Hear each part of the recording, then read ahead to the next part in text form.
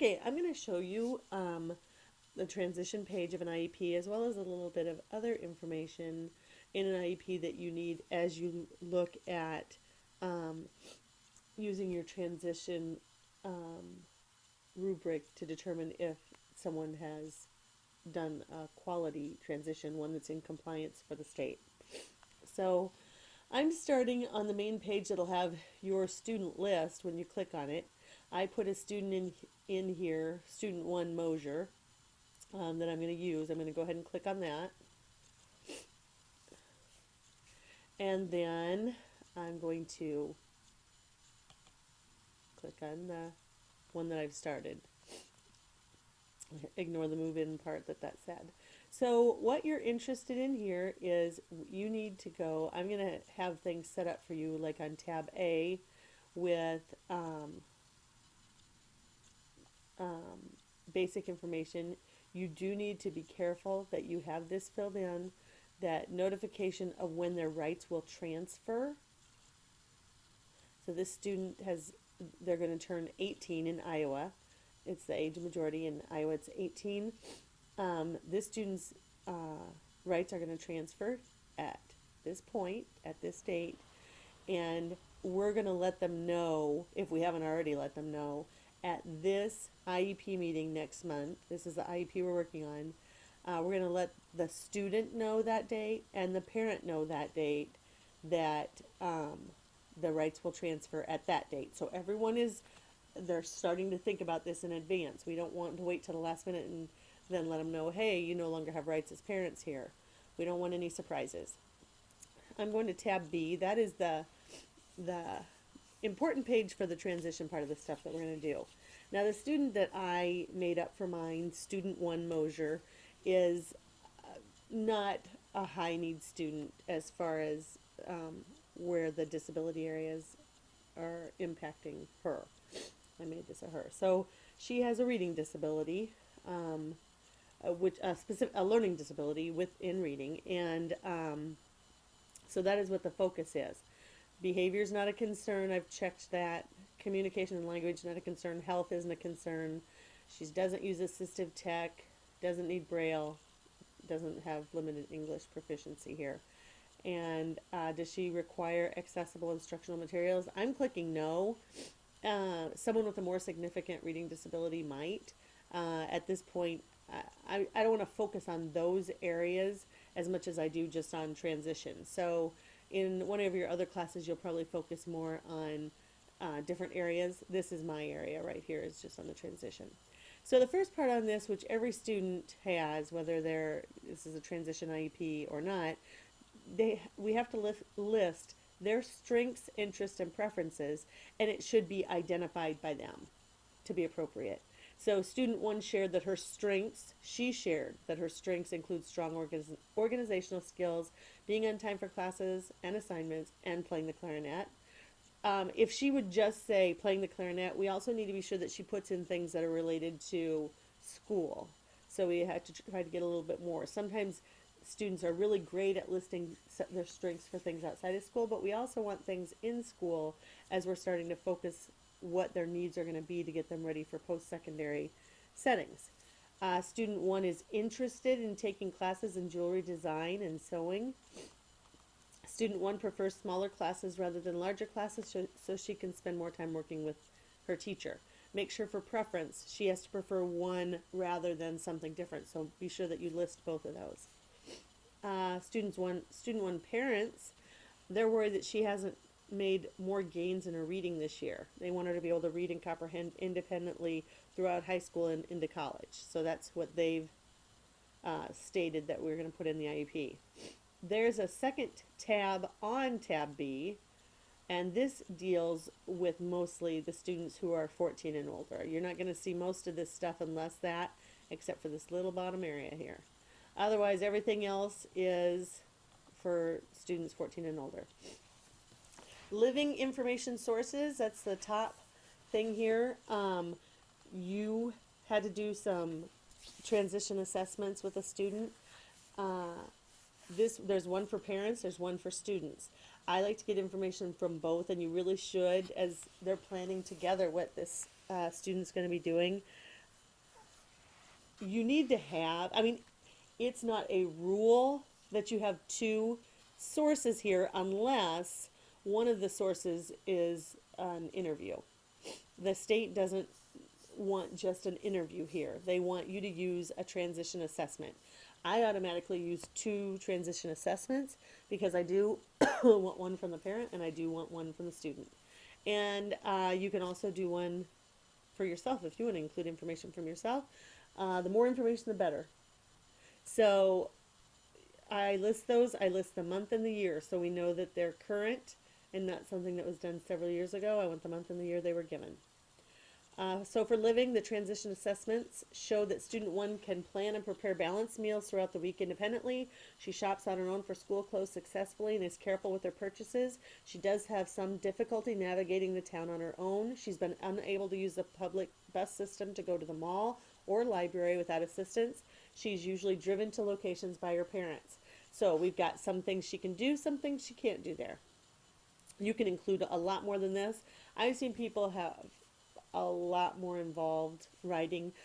I'm doing quicker writing because I'm just making up the information for you. I don't have an actual student I'm working with right now, but I wanted you to see both what she can and what she can't do.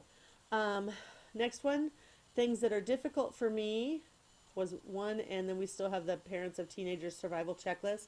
If you look at that, it covers living, learning, and working. So if I have a parent do that, I've got all three areas covered and I can use it in all three areas. Transition assessments show that student one can figure out new words when she comes to them, but she struggles to understand what the text means that she's reading. It can also be difficult for her to memorize information. Some additional things that she struggles reading include traffic signs and symbols, which can explain why she's having some trouble navigating the town. I want to include, again, positives and negatives. If you want to include additional information here, I know that some people put in test scores that they get from different district assessments, whether it's an assessment that the district has created and used, or Iowa assessments, or MAP, or other assessments that your district may read. You can put those in there if you want, but usually I'm putting those on the goal page, so I don't really want to duplicate a lot. But again, that's your choice there if you want to add that information. The one thing I want to caution here, you cannot just add in this place that kind of standardized scoring information or data from assessments. You also still have to include this information from the transition assessments on learning. On working, I still have my parents of teenagers survival checklist, and this is how I see myself. I had my student do. Transition assessments indicate that student one has had successful babysitting jobs the last 2 years. She's been practicing counting money back to people and filling out job applications. She enjoys working with people and selling things. She'd like to work in a jewelry or clothing store during high school. Okay, so that's what I found out when I was doing the working assessment part of it. If I go down to this section now, based on those transition assessments, we have to talk about what the team, and the team includes the student, the parent, the teacher, the principal, my teacher, special ed teacher, or gen ed teacher, all the people that are at that meeting, all are part of this student's IEP team, plus others. I mean, there are other teachers that work with her all the time that could have contributed. So, post-secondary, after high school, expectation for learning, for living, student one should be able to live independently after high school. She needs to learn to use public transportation successfully and read and understand street signs. Otherwise, the team feels she should be able to live independently after high school. Is living an area that we're going to address with a goal or a service or an activity? We are going to, because we know that she's struggling with public transportation. Lots of times you may say no, but we know specific needs and we're going to address those needs. Student one currently wants to work in sales, but may consider classes at a community college. The team anticipates that she will be successful in attending a community college. She may need accommodations in reading. Is this going to be something we're going to address with a goal, a service, or an activity? Yes. Post-secondary expectation for working. Student one is expected to successfully work in sales after graduation. We see that she's been babysitting and doing other things right now, so we're not currently going to put a goal, service, or activity in the IEP for working. Later on, we may find that we see something, learn something that we need one. we can always amend our IEP and change that. Okay, so we're moving down to course of study. That's the next section. What requirements does this student need to meet to graduate? So for this, you have to list the course requirements for graduation for high school. So I abbreviated this because it's just made up. I would not abbreviate anything when I'm writing this, and you always should use the student's proper name. Math, 3 credits. She has to have 4 credits in English, 3 credits in science, 3 in history, 2 in PE, a half credit in government, a half credit in student life skills, and then 4 credits in electives. Then the next part you have to say, what is her current status toward those requirements? So since here we are, this is going to be an April meeting. So we haven't finished the second semester, but we finished the first semester of her freshman year. So she completed a half credit in math first semester, half credit in English, but I'm listing what she still needs. Half credit in science and in history, a quarter credit in PE because you get a quarter a semester for PE. A half credit in government, half credit in life skills that she still needs. I should type needs in here right fast. And for electives, she did complete a half credit, but she still needs 3.5 more. So also included in this, what is her targeted graduation date? If she completes all credits on time, when should she graduate? Down here, other courses and activities that she will need to pursue. She's going to take jewelry design during high school because she specifically listed she was interested. She's going to receive instruction in traffic signs and symbols. She's going to work on navigating the town using public transportation as she enters her work experience courses. She's been taking jewelry class. Oh, other information here that's essential. Usually it could be like medical stuff or maybe other diagnoses like ADHD or something, but I have chosen to include this since she's going to be focusing on jewelry so much that she's been taking jewelry classes at the local art center. She's also been selling some of her work at the community craft food market.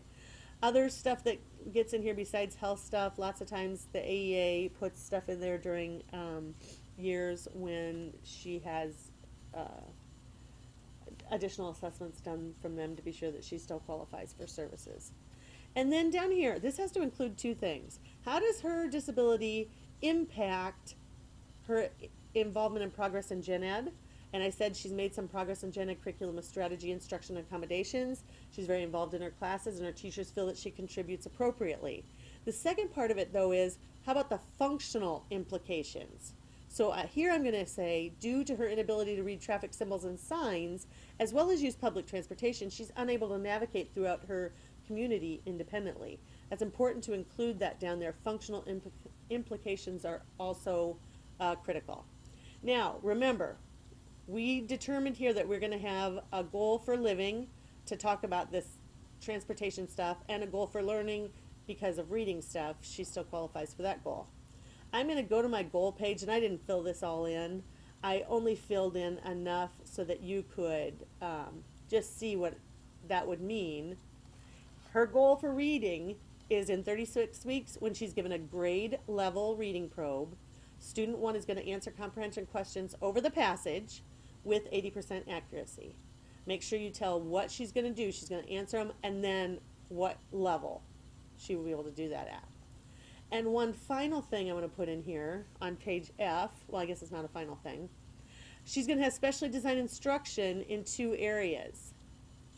1, 30 minutes a day, she's going to attend a reading strategies class to work on research-based comprehension strategies because we identified she needed them. And another 30 minutes she's going to work in a resource class where they're going to remediate specific skill areas for her so that she can be successful in high school and post-secondary experiences. And this would be the area where she would have that remediation on skill signs and getting around the community. I am going to jump to the forms just to show you another thing that you need to remember. I'm going to the meeting notice for this. In order to be compliant, once a student has hit 14, they have to be invited as a participant to this meeting, or you would be out of compliance with this IEP. Okay, so this is what I want it to look like. I want you to compare this to the rubric that I have given you for transition IEPs, and then we can look at one that's got some problems.